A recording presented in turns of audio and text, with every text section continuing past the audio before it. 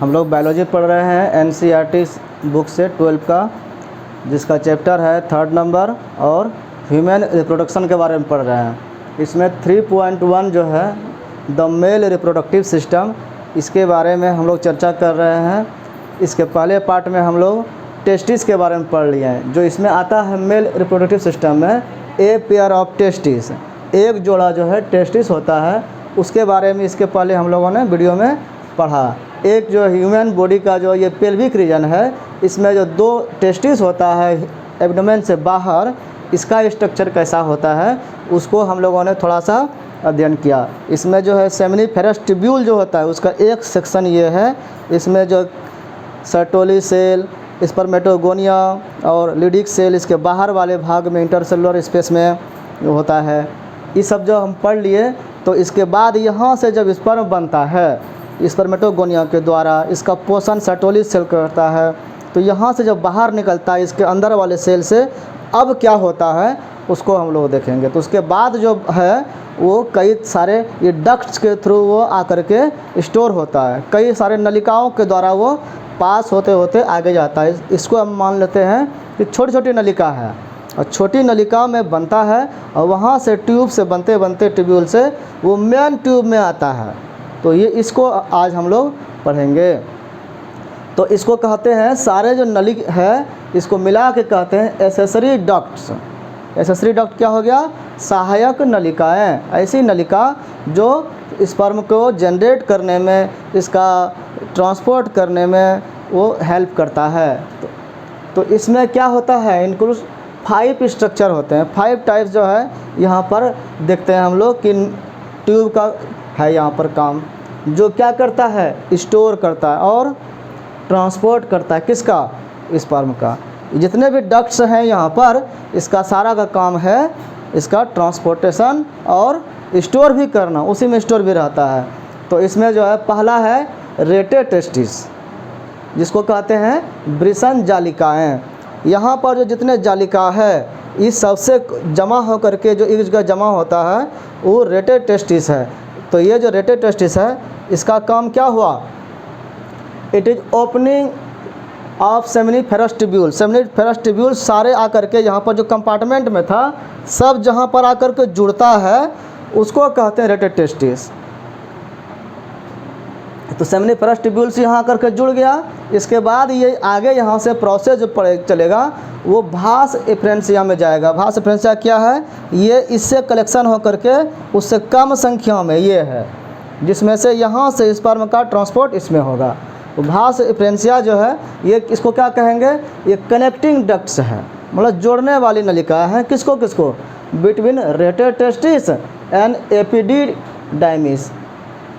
ये रेटे टेस्टिस है इसको, और ये पार्ट जो है एपिडाइमिस है, ये दोनों को जोड़ने का काम जो करता है वो भास एफ्रेंसिया है, मतलब शुक्र वाहिकाएँ। ये शुक्र को, स्पर्म को ले जाने वाली नलिका है। वाहिका मतलब ले जाने वाली नलिका। रेटे टेस्टिस और एपिडिडाइमिस के बीच में ये जोड़ता है। ये at posterior structure of testis है।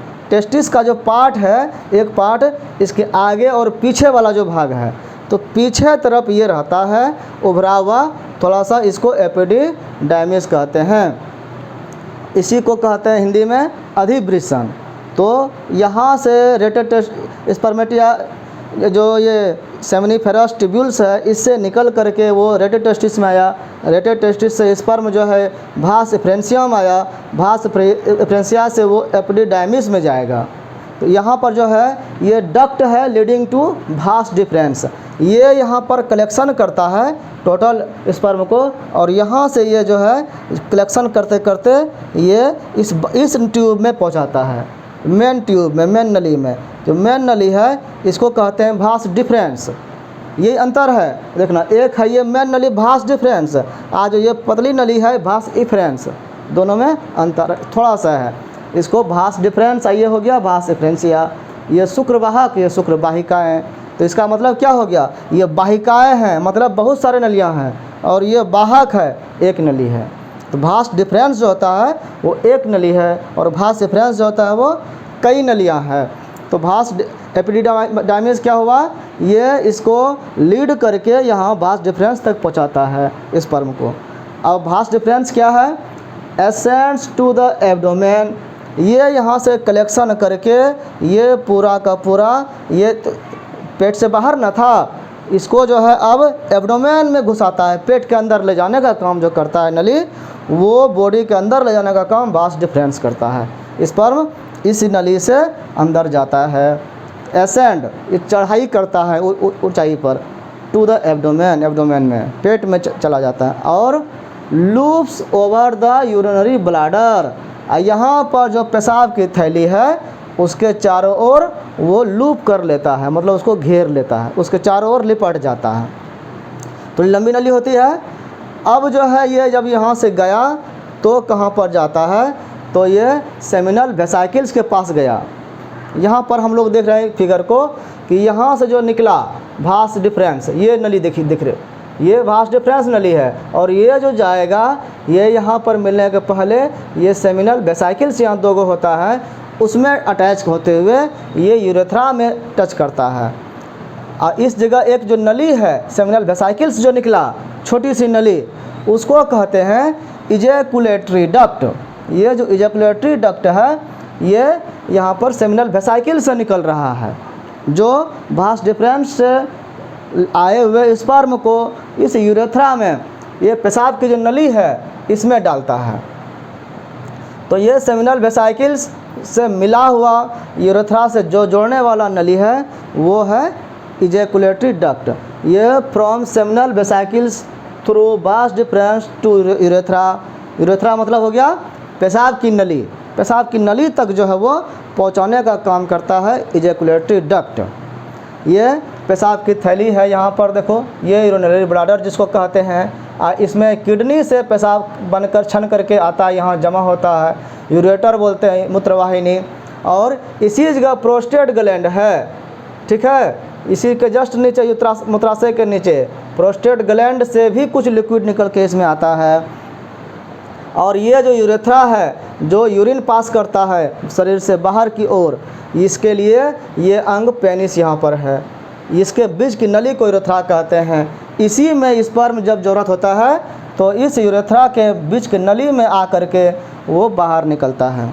इस तरह से हम लोग देख रहे हैं कि स्पर्म का ट्रांसपोर्टेशन कैसे हो रहा है, कहाँ से हुआ, सेमिनिफेरस ट्यूब्यूल से होते हुए, भास डिफरेंस होते हुए, वो यहाँ पर सेमिनल वेसाइकल्स होते हुए यूरेथ्रा तक पहुँचता है।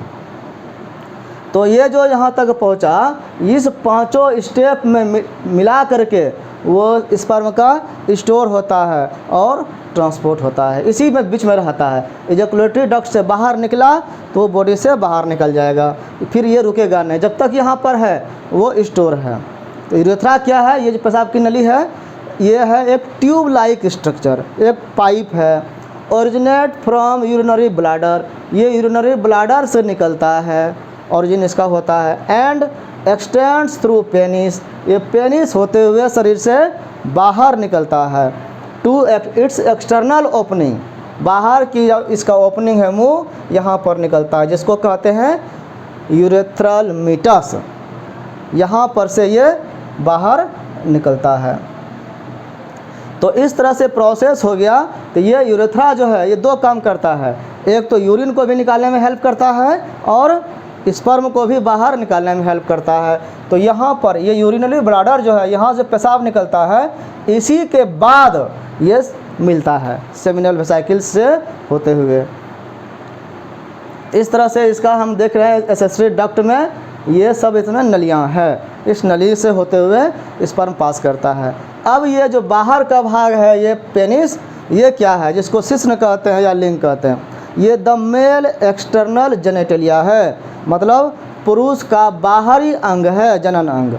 पुरुष का जो बाहर ये जितना भी है सब कुछ भीतर दिखता है, इतना ही पार्ट जो है वो शरीर से बाहर दिखता है। तो एक्सटर्नल ये जेनेटेलिया है, मतलब जनन अंग है। मेड अप ऑफ, ये जो बना होता है स्पेशल टिश्यू से बना होता है, स्पेशल टाइप ऑफ टिश्यू होता है, दैट हेल्प इन इरेक्शन, वो टिश्यू ऐसा मसल्स होता है जो इसको सीधा होने में भी मदद करता है। Of penis to facilitate insemination. जब ये इंटरकोर्स किया जाता है, जब इसको सीमेन इसको वेजाइना में पहुंचाया जाता है अंडों के पास, तो इसको पहुंचाने के लिए वहाँ पर ऐसा मसल्स होता है कि ये सीधी नली हो जाती है, तो वहाँ पर जाने में इंसेमिनेशन में हेल्प करता है। इंसेमिनेशन होने के लिए ही वो फैसिलिटी देता है। ये पेनिस का काम है। पेनिस भी जो है इसमें कई स्ट्रक्चर होते हैं, कुछ कुछ मुख्य है। एक है ग्लांस पेनिस, ये पूरा स्ट्रक्चर पेनिस हुआ। ये जो मुंह होता है, ये मुंह जो फुला हुआ भाग होता है, इसको ग्लांस पेनिस बोलते हैं। शिश्न मुंड, इनलार्ज एंड ऑफ पेनिस, ये जो बढ़ा हुआ भाग होता है वो पेनिस का ग्लांस पेनिस कहलाता है। दूसरा है फोर स्किन। फोर स्किन क्या हुआ, इसके ऊपर जो स्किन होता है लटका हुआ, वो फोर स्किन कहलाता है।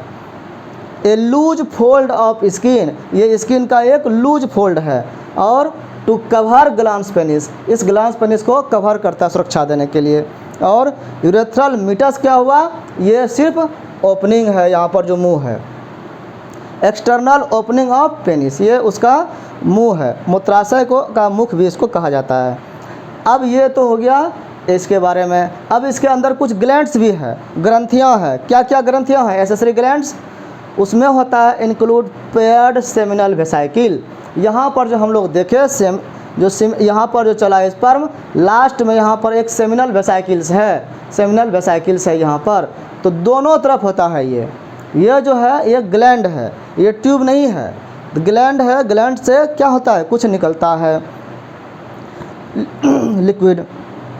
तो पेयर्ड सेमिनल वेसाइकिल्स, एक जोड़ा सेमिनल वेसाइकिल्स।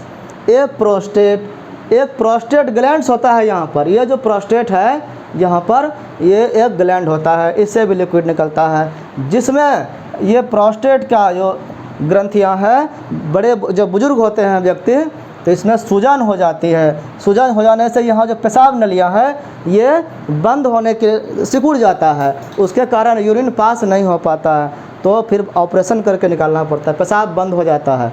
ये प्रोस्टेट कभी कभी परेशानी करता है, लेकिन इससे भी लिक्विड निकलता है। ये ग्लैंड का काम है।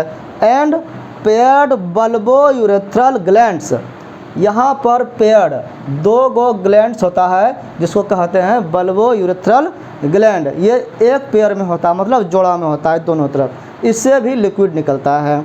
तो ये जो सब से जब ये स्पर्म चलता है, तो उसके पहले ये सब सेमिनल वेसाइकिल से, ये प्रोस्टेट ग्लैंड से, ये बल्बो यूरेथ्रल ग्लैंड से सबसे लिक्विड निकल करके वो मिलता है स्पर्म के साथ। जब सब मिलता है, तो सब मिलने के बाद उसको कहते हैं सीमेन, उसको सीमेन कहा जाता है।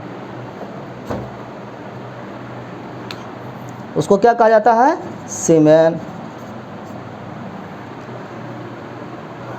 अब जो है ये सेक्रेशन ऑफ दिस ग्लैंड्स, जितने भी ग्लैंड हैं तीनों, इनसे जो सेक्रेशन होता है, जो स्रावित होता है लिक्विड का, कंस्टिट्यूट द सेमिनल प्लाज्मा। ये जो सीमेन है, या इसी को सेमिनल प्लाज्मा बोलते हैं, एक लिक्विड बोलते हैं। जो उसमें क्या होता है, रिच इन फ्रक्टोज, उसमें क्या क्या होता है, फ्रुक्टोज होता है। जो फल में ग्लूकोज का ये फार्मूला है ना, ग्लूकोज, सुक्रोज, फ्रुक्टोज, ये सब है, ये एनर्जी का फॉर्म है। तो इस जो प्लाज्मा होता है, इसमें फ्रक्टोज होता है, कैल्शियम होता है, एंड कुछ जो है एंजाइम्स भी होता है। तो ये जो है स्पर्म को न्यूट्रिशन देने के लिए होता है। वो उसमें एक तरह से जहाँ भी देख रहे हैं, जितना भी गैमीट्स हैं, हर जगह उसके साथ खाना लगा हुआ है, यहाँ भी उसके साथ जो है ये यहाँ पर कैल्शियम, फ्रुक्टोज और कुछ एंजाइम्स के द्वारा स्पर्म को न्यूट्रिशन देने के लिए वो मिल करके एक साथ निकलता है, जिसको सेमिनल प्लाज्मा बोलते हैं या सीमेन बोलते हैं। तो ये एसेसरी ग्लैंड्स के कारण होता है।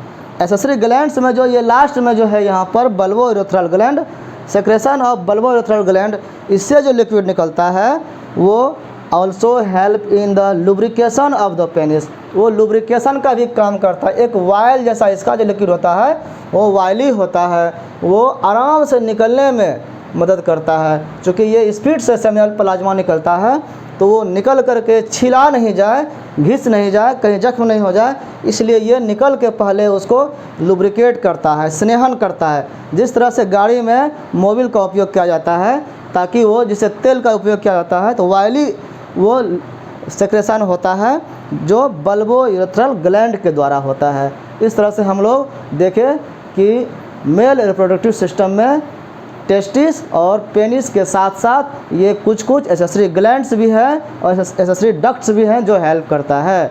इस तरह से अगले वीडियो हम लोग देखेंगे फीमेल के बारे में।